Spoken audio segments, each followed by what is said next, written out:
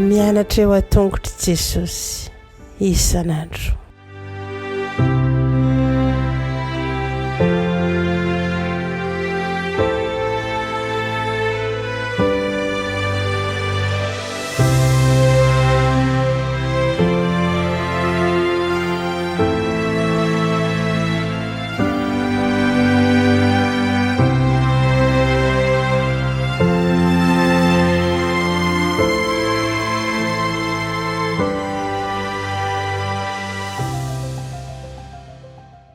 Falomerabantsika tsirairay avy indray tonga eto amin'ny lesona ho an'ny lehibe isika amin'ity voalohan'ny volana janoary ity, voalohan'ny andro ihany koa ny amin'ity taona ity, dia mirary ny soa mandrakariva ho anao mba ho taona ankasitrahan'i Jehovah ny taona izay ho diavintsika anio.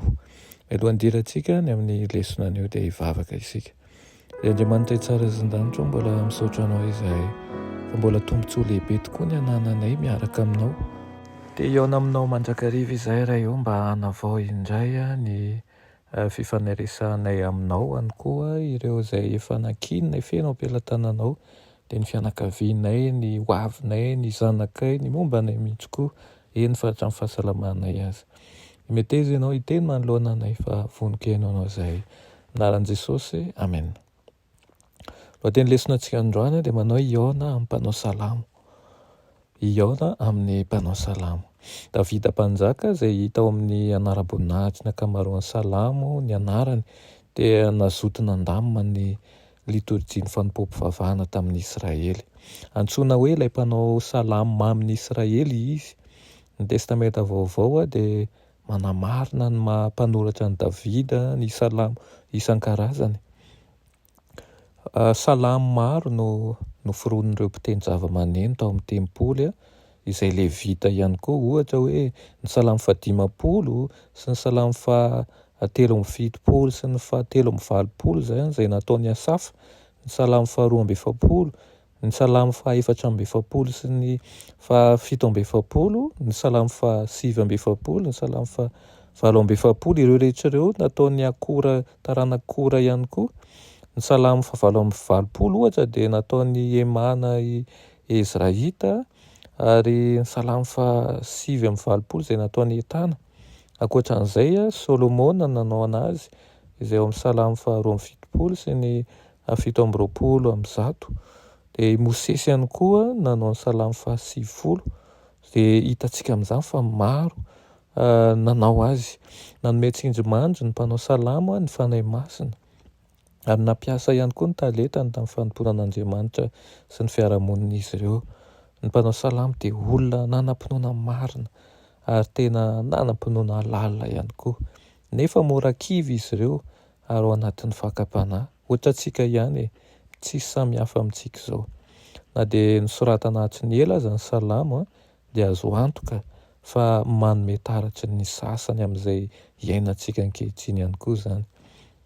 Hoy ny salamo fahavalo amby valopolo manao hoe aoka ho tonga eo anatrehanao ny fivavako, atonga lano amin'ny fitarainako ny sofinao, fa feno fahoriana ny fanahiko ary efa manakaiky ny fiaina tsy hita ny haiko. Fitaraina ny fanahy tamin'ny taonjato faha 120 izany, toa ny an'ny olona anankiray izay 3,000 taona lasa izay. Ny salamo sasany dia miresaka zavatsarotra, ny sasany mifantoka amin'ny fifaliana. Nitalao tamin'Andriamanitra mba hamonjy azy ireo mpanao salamo ary nahatsapa ny fankasitrahana izay tsy manam-paharoa. Nanome voninahitra an'Andriamanitra izy ireo noho ny fahatokiana sy ny fitiavany, ary niantoka ny fifikirany tsy misy sasatra ho azy. Ny salamo ary dia fijoroana vavolombelona momba ny fanavotana avy amin'Andriamanitra sy famantarany fahasoavan'Andriamanitra sy ny fanantenany. Ny salamo ihany koa dia mampita fampanantenana avy amin'Andriamanitra ho an'izay rehetra manaiky amin'ny finoana ny fanomezan'Andriamanitra famelan-keloka sy fiainam-baovao. Na izany aza amin'ny fotoana iray ihany, izy ireo dia tsy manandrana manafina na manamaivana ny fahasahiranana sy ny fijaliana manjaka eo amin'ny tontolo lavo, fa miezaka mamoaka zany mandrakariva ka na alahelo na fifaliana dia mijoro mandrakariva ilay fatokinan'Andriamanitra fa izy ihany no ivon'ny finoantsika. Inoako fa ny lesona an'io dia nafantaranao zavatra maro mahakasika ny bokin'ny Salamo fa keo mandrakariva izy fa ho herinao sy ho tokonao ka ny fitarainana tamin'izany mety ho fitarainana ankehitriny kanefa ny fanantenana tamin'izany dia irina mba hitombo lehibe koa ny fanantenana izay nananao. Iara hivavaka isika. Ilay Andriamanitra tsara izan-danitra mbola misaotra anao ny amin'izany lesona nomenao anay izany. Misaotra Tompo izay mamelombelona anay tokoa amin'ny fahafantarana anao ary fahafantarana an'ireo teny rehetra izay soratinao amin'ny alalan'ny mpanomponao.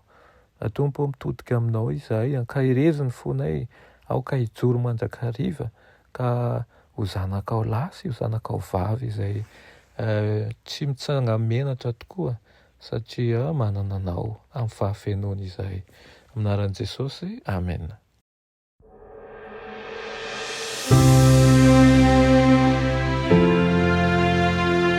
Mianatra eo an-tongotry Jesosy isan'andro.